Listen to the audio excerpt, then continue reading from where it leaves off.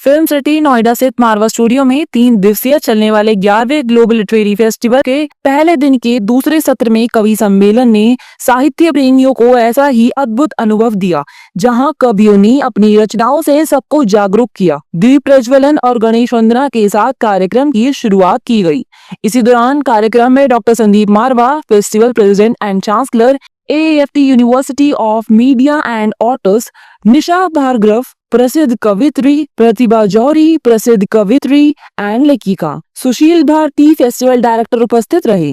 कार्यक्रम में बुके भेंटकर अतिथिगण का स्वागत किया गया। डॉक्टर संदीप मारवा ने कहा, कवि सम्मेलन सिर्फ शब्दों का मेल नहीं है, यह भावनाओं और विचारों का संगम है। कविता वह शक्ति है जो दिलों को जोड़ती है, सोच को गहराई देती है और समाज को दिशा प्रदान करती है। वहाँ मौजूदा अतिथिगण ने भी कविताओं के माध्यम से अपने विचारों को साझा किया। इसी दौरान कार्यक्रम में न्यूज़लेटर डे फर्स्ट मंथन का पोस्टर रिलीज किया गया। साथ ही AAFT एलुमनाई सोमिल पांडे की लिखी किताब the moon is also alone का विमोचन भी किया गया। बता दें कि कार्यक्रम में प्रसिद्ध कवियों ने कविताओं के माध्यम से कई विषयों पर कविताओं को सुनाया।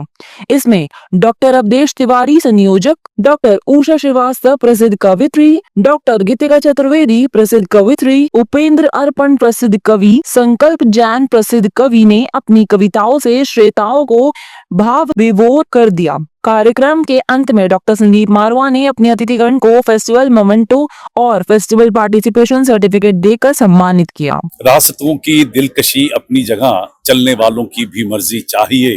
यूं तो महफिल में हम पढ़ते रहे, सुनने वालों की भी मर्जी चाहिए। लाख आंसू इश्क भी रोए तो क्या, आसमानों की भी मर्जी चाहिए। ये सेशन दूसरा हमारी कविताओं से भरा हुआ, देश के जाने पहचाने कवि इस वक्त यहाँ पर मंच पर मौजूद हैं। हर शख्स अपनी कविताओं को बड़ी खूबसूरती से पढ़ रहा है और एक एक कविता में जिंदगी के वो सार छुपे हुए हैं, जिन्हें सीखने के लिए हम लोग कई कई किताबें भी पढ़ते हैं। यही फायदा होता है कविताओं का, जहाँ प्रोस जो है, जहाँ पे शब्द कई कई पेज पढ़ने के बाद भी समझ नहीं आती, वहीं कविताओं की दो चंद लाइनें जो हैं वो जिंदगी के सार को समझा देती हैं कि बुरा जो ढूंढन मैं गया, बुरा न मिला कोई, जो मन खोजा आपना, मुझसा बुरा न कोई। मतलब दो लाइनों के अंदर पूरी जिंदगी का सार छुपा हुआ है।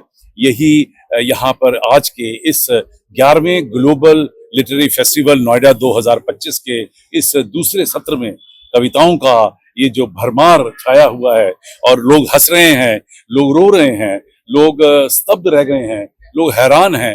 ये सारी चीजें कविता के जरिए बेहतरीन और बड़े खूबसूरत तरीके से आम जनता तक पहुंचाई जा सकती है। मेरा नाम प्रतिभा जौहरी है और मैं हिंदी में उपन्यासकार और मैं एक कहानीकार हूँ। कविता भी करती हूँ, लेकिन मेरा मेन जो है मैं उपन्यासकार हूँ। बहुत सारी मेरी पुस्तकें प्रकाशित भी हो चुकी हैं। लोग पसंद करते हैं, तभी आगे लिखने की प्रेरणा है। एक तो मैं ये कि कुछ नहीं, लिखते रहिए, मेहनत करिए और एकदम से इम्पेशेंट होके ये नहीं कि आज मैंने लिखा आज ही पब्लिश हो गया। तो मेहनत इसमें बहुत है, आपको स्ट्रगल भी करना पड़ता है। मैंने भी किया है।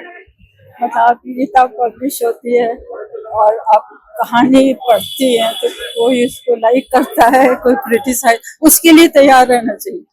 क्रिटिसिज्म तो होता है। तो मैं युवाओं से ये कहूँ, लिखते रहिए, कभी भी निराश मत होइए। ये नहीं कि मेरी कहानी मैं ये लिख दिया वो लिख दिया, ऐसा नहीं होता है। आप निराश मत होइए, लिखते रहिए और जितना आप एफर्ट करेंगे उतना ही अच्छा। मैं कवि संकल्प जैन गाजियाबाद से, और मैं AAFT की पूरी टीम को, संदीप मारवा जी को बहुत आभार उनका व्यक्त करता हूँ। इतना शानदार कार्यक्रम, इतनी जानदार व्यवस्था और क्या शानदार बच्चों ने सुना है। तो मुझे लगता है कि देश का भविष्य जो है सही हाथों में है और सही दिशा में जा रहा है। मुझे तो बहुत अच्छा लगा भाई, जब भी आती हूँ हर बार मुझे पहले से ज्यादा अच्छा लगता है।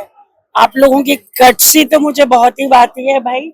एंट्रेंस से लेके हॉल तक जाना और फिर आप सबसे मिलना, आपको प्यार की नजरों से देखना, सब अच्छा लगता है। अब की बार ना थोड़ा डिफरेंट कर दिया था। पिछली बारों में हम सब वरिष्ठ कवि आया करते थे, जिनके साथ मैं कविता पढ़ती थी, जैसे डॉक्टर रमा सिंह हुआ करती थी, अनीता वर्मा होती थी। अब की बार इन्होंने क्या किया, मेन युवा कवियों के लिए कर दिया।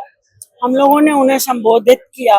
हालांकि मैं हास्य व्यंग लिखती हूँ, कविता सुनाए बिना तो रह नहीं सकती हूँ, और मैंने भी अपनी कुछ कविताएं सुनाई। अच्छा चल रहा है प्रोग्राम।